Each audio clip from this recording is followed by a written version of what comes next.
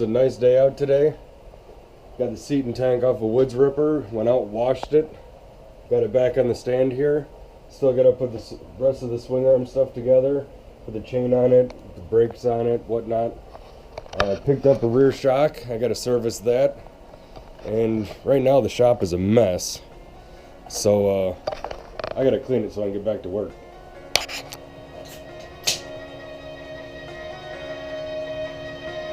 Kick it!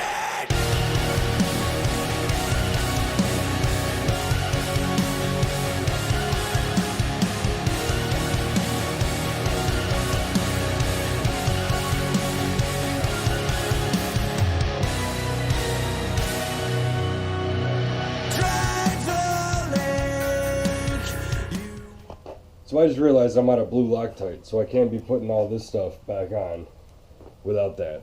So I guess I'll just be moving on to the electrical wiring, the regulator. Alright, I got all my wiring guides laid out here for my Squadron, just in case I need to refer to it.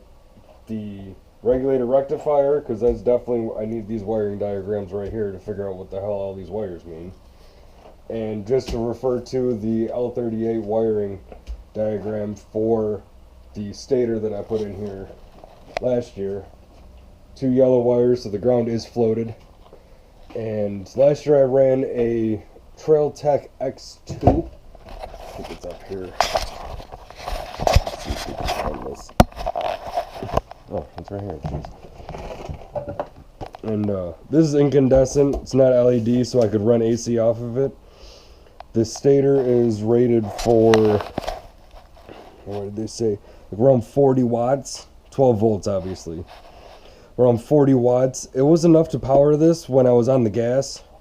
But as soon as I let off, chopped it off going into a corner, it light would dim on me.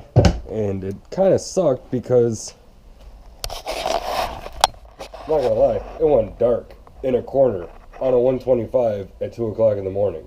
As soon as I got back on the gas, it was fine. But later I found out that maybe I could have turned the voltage up on my regulator a little bit. Maybe it would have gotten a little bit more, maybe it wouldn't have. I don't know.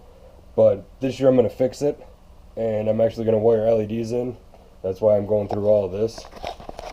So, if you look at the wiring diagram here for this regulator rectifier, it actually has 5 wires coming out of it. There's a red and a yellow and a red. These are going to be your 2 power wires. It actually has a delay feature on it.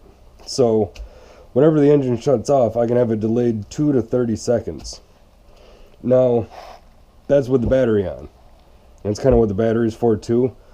I'm going to wire that in. I could have actually wired this battery in with, well, I would still need a regulator rectifier because that's DC.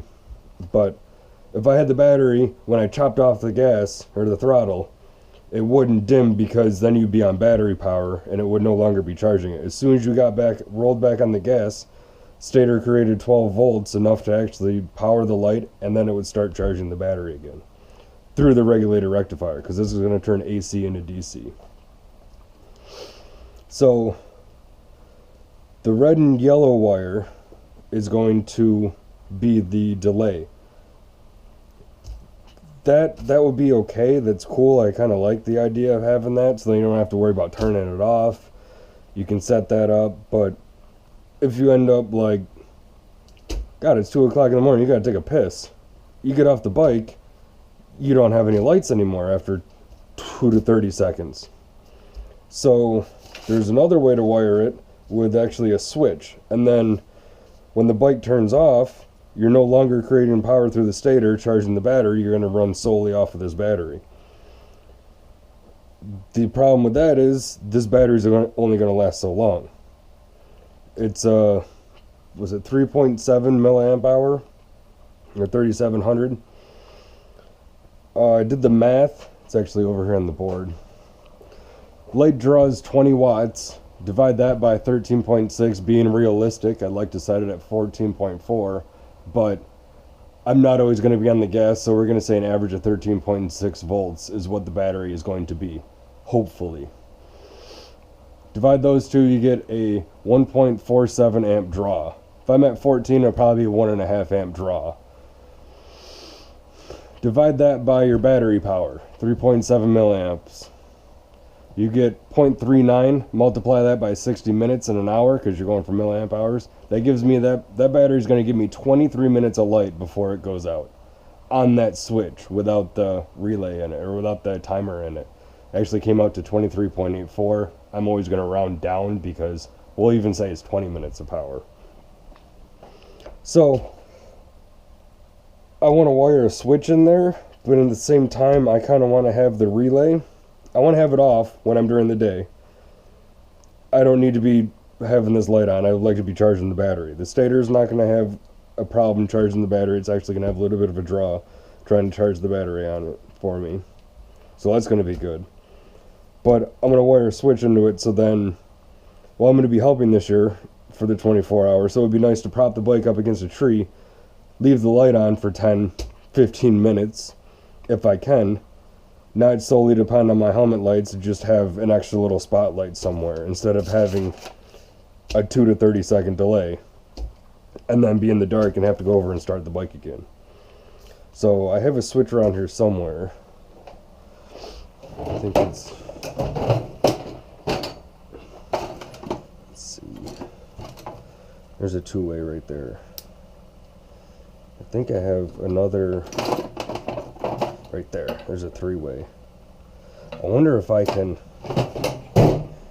wire a three-way into this and then have one of these poles be this switch right here. So then this will be off, no light at all. I turn this switch on so this circuit's closed, and it would be like closing this, turning the light on off of the battery in the stator, so then no delay. And then this side, where would I have to put the switch? Because it'd be nice to like be able to choose which one I want, because I got a two-way switch here, or three-way switch. I bet you if I put the switch right here, I can close this, open this circuit up. So there, that circuit's open. That circuit's still going to be open. This one's going to be closed, which is the back side. Light's going to be on. Light's off. And then I could just close this, which would be closing this one. And then it would be on the timer. I think I'm going to do it that way. Hell yeah. Now we just got to figure out where everything's going to go. Damn it. Ah!